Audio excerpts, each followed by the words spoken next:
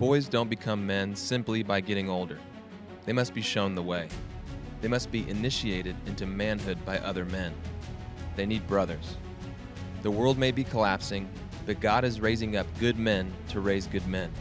It's one of the great God movements of our time, and you can be part of it. On the Dragon Slayers podcast, we interview ordinary men with extraordinary tales of conquering their fears and becoming fearless, loving men of God. Through their stories, you will hear rich wisdom, practical advice, and the value of brotherhood so you can stand out as a man among men. Warning, we will not mince words. We believe soft men and soft advice slay no dragons. So prepare yourself like a man. This is the Dragon Slayers podcast. Well, hey, everybody, we have Jon Fray straight out of Alaska. I mean, he's watching the sun come up where he lives, and dear friend, a guy that I have walked through many adventures with, flown with over the wild terrain, rode for miles, and with my life in his hands. It's a great pleasure to introduce Jon to y'all. He's dear to all of us. Yeah. Hey, Jon, thanks for joining us. Yeah, good to be here. Thanks, man. Hey, we oftentimes think of you as kind of the guy with the toys. You know, you got that big man cave, AK airplane hangar, and I think you had 2 planes and a helicopter in there when I was there last, or something. It was. Is that still going on? Well, the helicopter was just. They were helping me pay the heating bill, so they were parking it. It's not mine. Capitalism. Yeah. Fantastic. Yeah. Hey, Jon, we really just want to get to know you a little bit. You sent us a video of you flying a jet. What was that? That was a F-18. That was F-18. In the Navy. Yeah, F-18. Yeah. All right, Eric, why don't you set that video up for us just to give us a little experience with Jon. Jon, if you could just kind of take us through what is happening here. Yeah, well, when I decided to get out of the Navy, I knew I needed to try to record some things, for posterity. And I was an instructor at the time in Jacksonville, Florida, and we were on a detachment out in Nevada. So what we're doing, as an instructor, a lot of times I would lead, advanced students into air-to-ground training out there is what we did out in Fallon, and we had low-level routes, and so that's what this is about. And this is about a month before I got out of the Navy. Wow. Yeah. So you're like you're like the bosses at Top Gun. Yeah. No, you know what? It was quite a privilege to fly those things. It was a lot of fun, a lot of great memories, a lot of good people. And this was, I went with some of our LSOs or landing signal officers who were training these new pilots to the F-18, and we'd go out to the carrier. They'd have one off the East Coast. We just go out there and let them practice and, and get qualified. And so this is on the LSO platform. That's where the LSO stands. And he watches these guys come in and basically grades their passes. And these guys get a chance to, show they have what it takes to go out there into the fleet. And they do this all around the world now. So are you landing planes on carriers at some point? Oh, yeah. So take us through that. What's it like to land an F-18 on a carrier? Well, the interesting thing is, the first airplane I landed on a carrier was the T-2, which was their intermediate. It was the first jet trainer I was in. And the thing is, in the Navy, you went by yourself. Nobody's going to put their life in your hands, behind the boat. So we were taught you're on your own, baby. You're on your own. So the first time, the only times I ever landed on the boat were by myself. So it's intense, but it's a lot of fun. And actually, In the daytime, it got a lot more fun as it went along, and nighttime got a lot less fun as I went along. I think that's the ship. I think that's what I'm landing on right there. I think that's the edge of it right there. Yeah. Wait, John, I want to clarify something you said there. You said the every time you land it, it's solo. So you're saying the first time you ever had to do it, you had to do it on your own? On your own. That's wild. Yeah. It is wild. It is wild. And it speaks to a lot. It speaks to the training, okay? Because they do this with everybody. Every naval aviator, whoever landed on a boat went by himself the first time. Oof. So what it and the reason they can be successful is they have these outlying fields at training areas. You have them around the country, and it would be usually in the middle of the woods, and it would be an airfield, but it would be pitch black, and then they would light on the runway. They would light a box, basically like the carrier landing area would be, and they used the same lens, the same optical landing system, and you just repeatedly went out at midnight and practiced all these landings just using the lights. Wow. And they train you, and of course you do it in the daytime as well, but you just do one after the other, repeated. They call it bounces. That's a good idea. Yeah, that's a good idea. It's hard to miss the desert, right? Pretty hard to miss the desert. That's good. But if you're going to send a guy out there, in a multi-million-dollar piece of gear and his life and all the training involved, and you don't want to risk their life or the equipment, so you train them well, and it's successful. It's done all the time. That's training well. That's brass cojones there. Yeah. Wow. How many times did you do it in the cleared out forest of the desert, or the practice field before you got to go do it with the carrier? Man. So we probably did 8 to 10 or 12, touch and goes at a time, sometimes twice a day, but usually for about 4 weeks. Wow. Okay. So maybe 20 times a day for 4 weeks. Wow. Well, yeah, you do a whole bunch of them. Yeah. Yeah. Wow. That's a whole bunch. That still feels like not enough for me. I want to do it a bunch more time. Okay. Now we're taking the training wheels off, boys. Can we do 8 weeks? Yeah. Oh, gosh.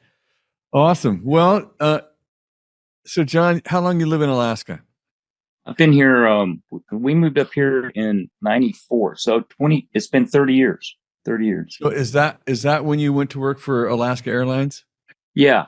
So, that was in basically 32 years ago. I got out of the Navy, and the following year, we moved up here in '93. So this will be our 31st year. Wow. And so you were with Alaska Airlines for 28 years? That's right. Yeah. And you just retired this last year. Well, I retired. I retired a little bit early at COVID. So I retired at the end of 2020. Okay. There you go. Okay. And so I saw that photo of the little fire trucks. Yeah. What are those? Are those the de-icers? What are those? Yeah, well, those are fire trucks, and they do that kind of like a last flight salute. You flight. They let you taxi through there, and they're just kind of like giving you the send off. It's pretty cool. Awesome. John, I had a quick question for you. Just hearing all these stories about flights and flying commercially and then flying with the Navy. I think I remember where this started, but we can come back to some of these stories. But I'd love to hear again, where did this passion for flying begin? Yeah, so I was my parents were missionaries with a Baptist mission over there in Zimbabwe, what was Rhodesia, and I was born over there. Right after they got there, my mom was pregnant with me when they got on a boat and went to Cape Town. Got off the boat, drove up to Rhodesia, and I was born about 4 weeks later. They spent, I think, 6 months in language school in the capital city, and then out into the bush. So we were in the bush. They're, I think, for the next 14 years. But my first ride in a little airplane was when I was 8 years old, and we had cleared a strip out near the house, and the mission airplane came in for the first time that I saw it. And yeah, I Love at was at first the sight. time. What's that? Love at first sight. Oh, it was, and I mean, because it was just the whole scene. I was riding on the top of a Land Rover. We always rode on the top, and my mom and this doctor's wife were told to drag the strip to make sure no holes were in it. And so we were up there, and the airplane came, bringing my brother and sister from boarding school, and he buzzed us from behind. And my first sight, sight of a small aircraft was after he flew overhead about 10 feet. And I mean, just that whole thing is like emblazoned in my memory. And anyway, he circles around about a mile from the end of the strip. We pulled off, and he comes in and lands. He hops out, this tall, lanky Scandinavian pilot, and he's grinning from ear to ear. And he takes my brother and sister out, and he tells my mom and the doctor lady, say, "Get in the airplane. I want to show you something." So he straps me in my mom's lap in the front seat of a 172. He puts the doctor's wife and my brother and her 2 kids in the back seat. And off we take off, and there was a herd of elephants that were like half a mile from the end of the runway. And that was my first flight. Of course, who wouldn't fall in love with that? I mean, epic. Yeah, it was epic. So anyway, I knew what seriously. Yeah, that was my first. I hear the music. Yeah, well, even the smell of it. So he had these bags of gas, because obviously we didn't fuel out there, and he brought them out of the airplane, and I still remember the smell of aviation fuel. I mean, like from the very first time. Wow. And so the whole thing was just like, you're flying with bags of gas. Yeah, of course. That's wild. Yeah, get her done. Yeah, done. So That's amazing. Great. I love when Jon tells stories. I know. Do this all day. So I got a picture that always reminds me of kind of the essence of Jon Fray. Throw that picture up there, Eric. This is us at that dog sled lodge where we snow machined out 70 miles to get to this place, and this is one of the days we'd settled in. John and I are sitting on the porch. I'm right across from him, looking back at him, and it just is such a. I don't remember the stories we were telling, but it was good. And I thought, John, I don't know, buddy, you just bring something out in me. You bring that mountain man out in me. We were having a blast out there that day, and it always reminds me of the time that you and Shane and Craig and Joe took me out on my first moose hunt. Do you remember that? Oh yeah. I mean, that was that 2012, 2010. I trying to remember when that was. I think it was back there somewhere. But that trip kind of started me down this Alaskan adventure that came from all the years of hunting. And what stands out to you maybe in your experiences as one of the wild hunts that you've been on while living in Alaska? Oh man, gosh, I haven't had the dangerous encounters like Ben and Craig. We'll get to that. But so Craig and I was out there moose hunting, and we didn't see anything for a couple days, and so he had his bow with him, and so there's a brown bear. We spotted this brown bear, decided to head it off, and I've got some pictures. It's interesting because I was his backup, right? So we looked at this brown bear and thought, well, maybe we can get in a position where you can get a shot with a bow. And of course, he's saying, I want to be 40 yards or less, Oh, so we stalked this thing, and that was pretty epic because we got to this meadow and we were downwind of him. So he didn't know where we were, and he was walking right toward us. And I mean, he came up within 45 yards and stands up. Of course, I'm videoing the thing with my phone. I should send that to you. And if he'd have decided to close that gap, first of all, I'm backing Craig up, but I'm trying to video. So it's like he would have been on ready. Craig before I had a chance to drop the phone and pick up the gun. Totally. But anyways, I've had some fun times with Craig, but awesome. All of it's good, and it's always a lot more work than you think. Always a lot more work. I think I've learned over the years, it's like, consider where you drop the animal and where he's got to go, because that's when the work begins, That is when the work begins. Eric, you got that picture of the 4 guys with my moose? Did you throw it up? This was us. We flew out to wherever that ridge is. I've seen a number of times, so I know you've taken other guys out there. How far out of Anchorage is that? It's out of Anchorage, probably 90 miles to 100 miles. It's about 85 miles from here. Yeah. So it's this is the first thing I ever shot was this moose right here. Yep. And there you are on the right with your grizzly stopper there on your chest. What is that? What is that? It's just 45. Yeah, 44. Yeah. 44. Yeah. And there's Joe Houston there, aka Bear Snack, and Craig, who helped slow that bear down for Ben, and then Shane, who is kind of the coordinator of all things adventure for me and my family in Alaska.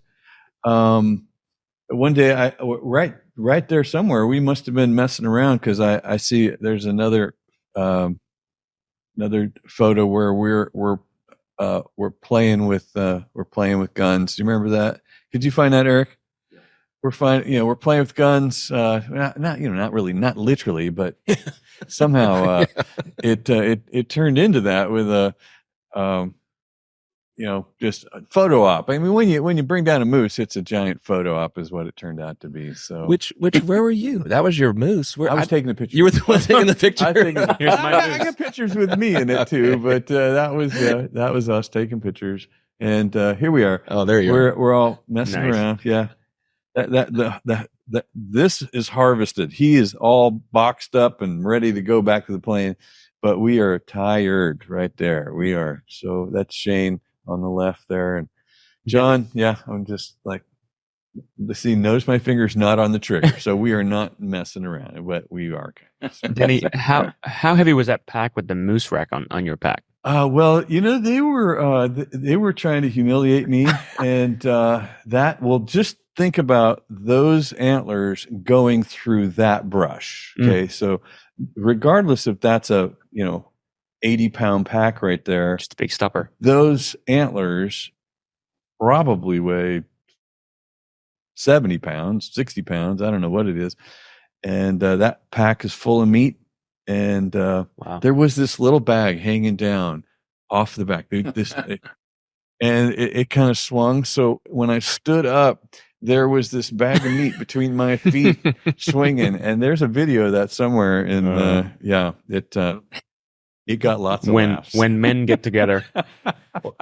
We turn into junior hires. That reminds me of what you were saying, John. Like, one of the lessons is like, know where you drop the animal and where you got to go. Yeah. So as someone who's only hunted once in their life, and that was our Alaska trip, went predator hunting, which was awesome.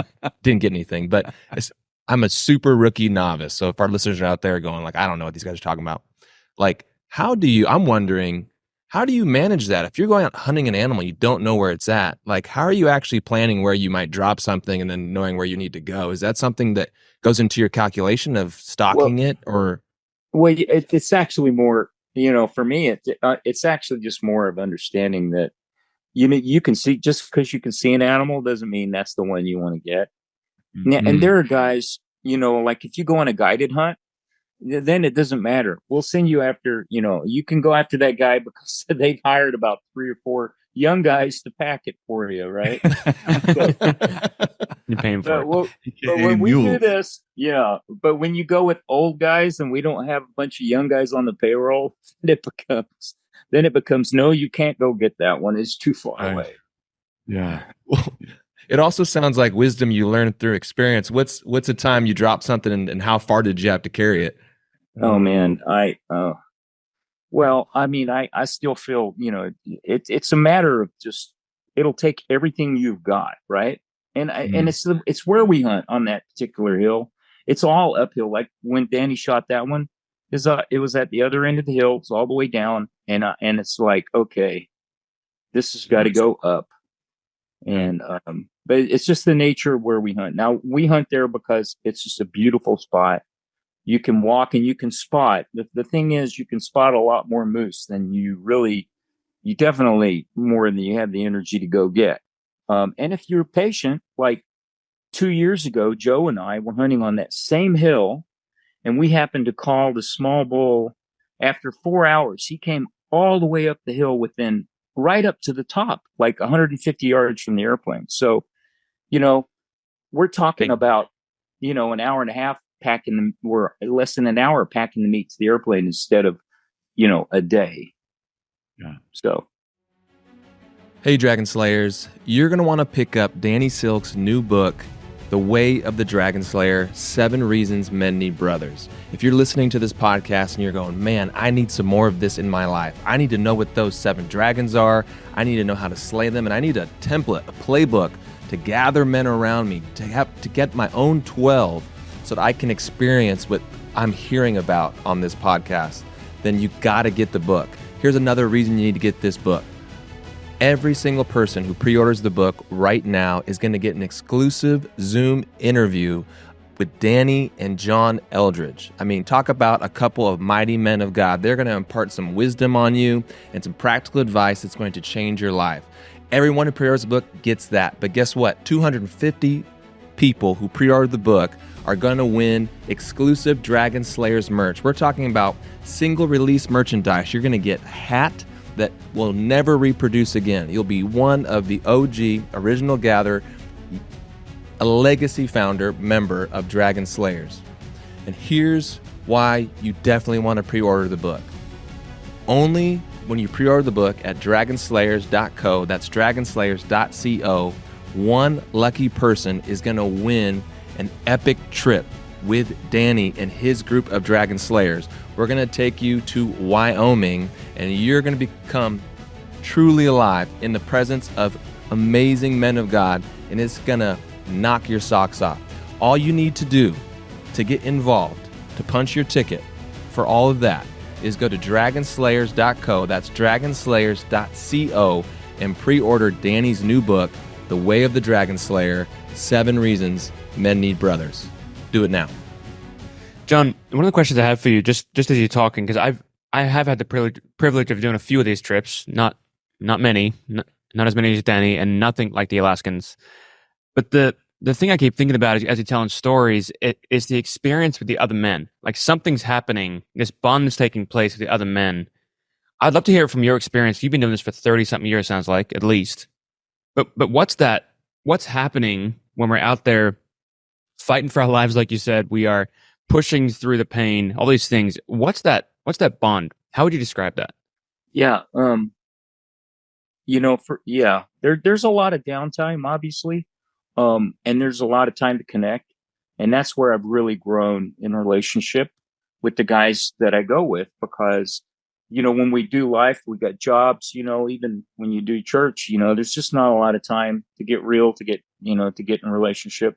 So there's just a lot. There's a lot that experience does bring you a lot closer together. It gives you the opportunity and the time, especially so like in the evenings.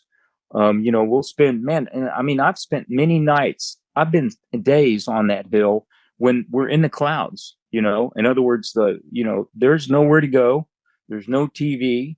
And so all you got to do is just, you talk and we can get an opportunity to go deep.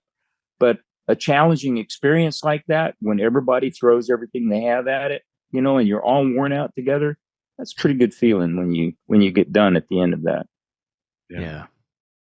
Yeah, that's where the souls get blended right there. That's a vulnerable spot. You get that tired. I remember, I think we were about 1.5 miles from the plains with my moose, and hauling. I think we hauled 600 pounds of meat up that hill, Did. Yeah. It was something. And you were feeling it. And it's work. Every single one of these, people think you're just out there murdering poor defenseless animals, and it's way easier to go to the store. What are you doing? You got to love it. You got to love it, and you got to really love the ecosystem of nature, and these guys, that's what I've learned from these guys. Hey, Jon, you got lots of passions and lots of loves, but you got a main one, and her name is Christie, right? Yeah. Yeah. Tell us a little bit. How long you been married? I've been married 36 years. And 36 of them. Yep, 36. It'll be 37 in this year. Wow. Congratulations. That's getting to be a standout. These, in the world today. What would you say is maybe the strength of your relationship with Christie? How would you describe really what has made 36 years work? Man, I tell you what, we're blessed, because I think preeminent in both of our lives, and always has been, is a love for the Lord, and an acknowledgement that, he had a sovereign, way with putting us together, and through our lives, Christie's been led. She's been hearing from the Lord for seemingly longer than I have, and the Lord would just drop something in her spirit, like a sense that this is time to do something. She'd let me know. And so all the major moves of our lives have been on an unction from her part that we need to do something. And it's like every time I listen to her and we're in agreement and we make a decision, it's just been so positive. It's been like, they're milestones. It's like we have a lot of not just our where we're at, but our kids are really a memorial of our dedication to one another and the Lord's influence in our lives. This place where we're at, we've lived in the same place. This will be 25 years, and the Lord's taught us a lot about pardon me, just stewarding what He's given us, taking dominion, and little by little. And I know, Danny, you've had a lot of teaching over the years, that little by little, taking the promised land, and in a lot of ways, that's reflecting of all of our lives. But with Chris and I, being on the same page, intent, with one heart, and we have what we consider a legacy property here, and it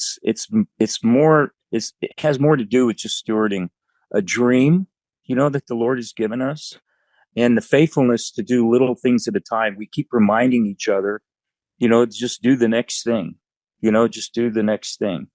And to have a partner like that, she's always been supportive of me going out with my friends. And she loves she loves that side of it. Although, and she's been out there with me before as well, but unfortunately she gets airsick, so she doesn't like to be in the airplane that much, where she probably would do more.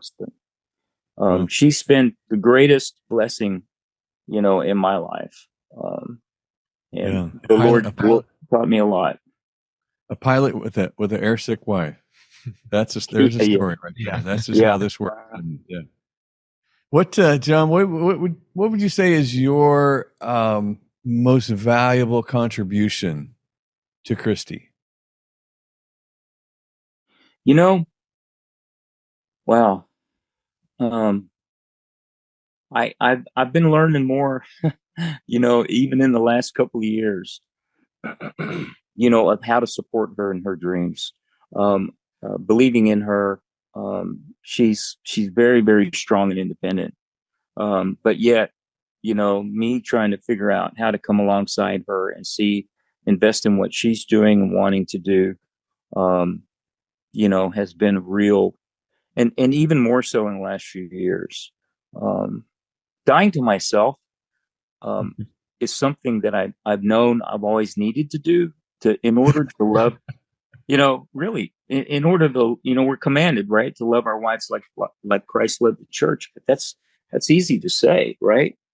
Right. But the call to lay your life down is like, man, it's taken me a lifetime to figure out how much more I've got to lay down, and even in this last year, I've learned so much about what's important around me, and and it seems like the more I lay down, the more I realize I need to lay down, and just dealing with my own selfishness and arrogance and pride, things like that the Lord's been faithful to show me, a little bit at a time.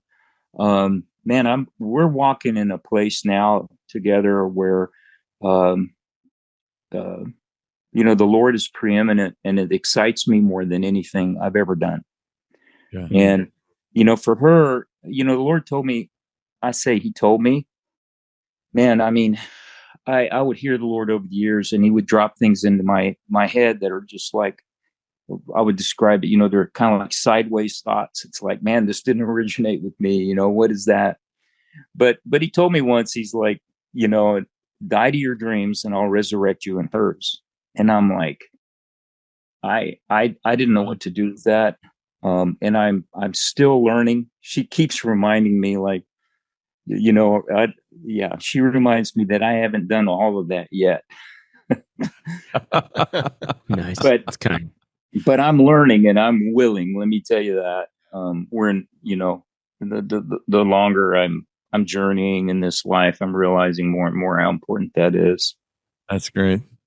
I got a question for you, Jon, just on that vein, because might be some young men listening. Maybe you're getting married, and when you say die to your wife, and it sounds a lot like we're submitting, and like I said, that saying is worth repeating. Like what God told you, die to your dreams, and I'll resurrect you in hers. Like, there might be some young men going like, okay, that sounds like I go away if I just always lay my life down for my wife. It almost feels like a position of weakness, or my needs won't get met, or something like that. Passivity, which is totally not the case. And I have met you, I've talked to you. You're not a weak man. You're a strong man. So could you just talk to me a little bit about when you say lay your life down for your wife, what that looks like as a leader in your household, and what you mean when you say that? Yeah. Wow. I wish I knew all that means. Like I said, I'm in this process of learning, and it is by far, it is probably the hardest thing to do. So it has nothing to do with weakness at all. I think it has more to do with trust and what we're called to. This life, man, we live in an age, we are, and here's the thing too, understanding that we are in the right place. We were made for this. Okay. So this whole Dragon Slayer thing, it's like, I keep reminding myself that all of us, we're born for such a time as this. And the enemy has so taken advantage of all the ground that we've given up. And some of that ground is in the home where we have been living self-fulfilling desires, going after whatever we want. The expectation when you get married that they're going to be everything that you need. And, I think that's it takes strength, and it takes trust in the Lord that when I say die to your dreams, what I mean is, I'm still learning what that means, because Christie will remind me, she's like, well, you've fulfilled a lot of your dreams. It's not like I'm a slave to whatever she wants. She wants the best for me as well. I think it's endeavoring to do things together. And when I put her first, somebody's got to lead, right? Somebody's got to do it first, right? Somebody's got to like take the step, the vulnerability of like, okay, I'm going to take the back seat, and let's just, let's see what happens here. And I'm learning that, when I'm deferring, really, like I've said over the years, man, when she has an idea, when the Lord's impressed something on her and we follow that, we've been so blessed. We've been so blessed. She would look at it like our dreams are, she's got we have the same end goal, same dream. And I think for me, it's been the die to your dreams part is understanding that it's not all about me, right? And I think that as men, it took me probably, decades to learn after I had kids, that it's not all about me and that I'm living for a generation I'll never see. I mean, that concept is so contrary to our culture. So it's nothing but strength, Christian. It's definitely not a weak thing at all. And I think what it, for me, it's like, hey, I'm more interested in her spiritual success, basically in her walk with the Lord and affirming, what she's hearing and encouraging her in whatever way I can by taking some of the load, possibly, I mean, we're in this together. So that's what it means to me, at least right now, is trying to see what's going on around me and doing what I can to help her. I heard you say there, Jon, that it is going from my dreams and having to give up my dreams for her dreams to actually live in to create our dream. Yep. Yeah, totally. Yeah, that's beautiful. Jon, when we're getting ready for today, I was just kind of thinking about you, and I actually took a few notes, and you just described what I wrote down, and that was two words simply. It's just humility, which is a place of strength that you're describing. I think C.S. Lewis describes humility as it's not thinking less of yourself; it's just thinking of yourself less. Yes. And then the other one was actually the desire for growth. All your stories, all these things we're hearing about Jon Fray, and just this wild adventure you've been on. There's still this like tenacious hunger for growth in you. And the reason I bring that up even is, we're on a call, most of us, about 12 guys, once a month get on this call. And your desire for growth, I'm just thinking about even the benefit that I'm getting from it. We're on a call a few months back, and I was kind of sharing where I was at, having a hard time actually, not doing great. And Jon picked up on it and he went, I just read a book recently because I was leaning in to grow myself. The book was called Birthright, I think. And it actually dramatically shifted my life just recently. And it's because Jon's leaning in going, I'm still growing. I'm not stopping. So I guess I'm saying it out loud to say thank you and keep doing that, because there's other men benefiting just because of your humility and strength. Yeah. It's amazing. Yeah. And yeah, that is awesome. And I honestly, that came from a place of sharing with another brother, this just relationship that we're called to. We got to constantly, we got to constantly be growing. And especially now, we're in a fight for the soul of our nation. And I think that this whole Dragon Slayer, which we haven't really even addressed any of the concepts of this thing, but the idea that you have to fight for what you love, and you have to make steps, to protect what you love, and that would be, our families primarily, but our friends. And I'm constantly reminded that now is the time to step up. There is no time. I mean, I retired a few years back, but honestly, nothing changed in my life. I had to reorder some priorities, but man, I'm busier than I ever was. But my prayer, and Danny, when I first met you, it was 20 years ago, and I had a fire and a passion at that time, discovering things of the Lord with some friends here, a mutual friend, Dennis, and some others. And man, I've been rereading these journals, and God is so faithful to finish what he started. Yeah. And I'm experiencing some things, in a prayer life with other people that are they're transcendent to anything else I've done. It's like we were made for this, right? Now I'm in the right place at the right time. And so is Christie, so are you guys, and we're made for this. And I was reading in First John 3, where the last part of verse 8, for this purpose, the Son of Man came to destroy the works of the devil. It's like, we're just on his side, Yeah.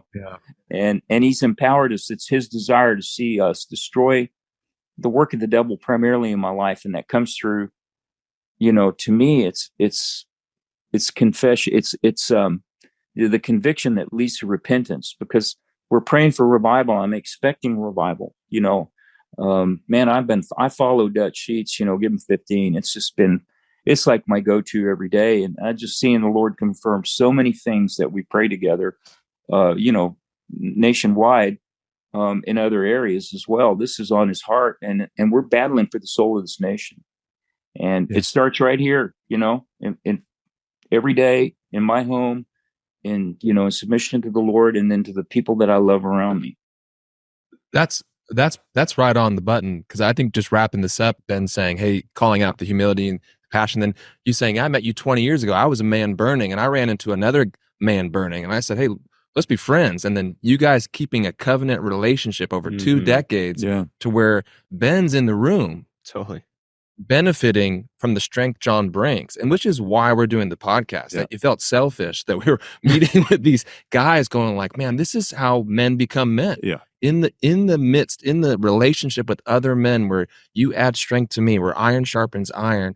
And that's the whole purpose of the podcast. Like we joke, like we want to imagine that in the middle of this table is the fire pit. And this is just us three hanging out with Jon in the fire pit, talking how we would normally talk.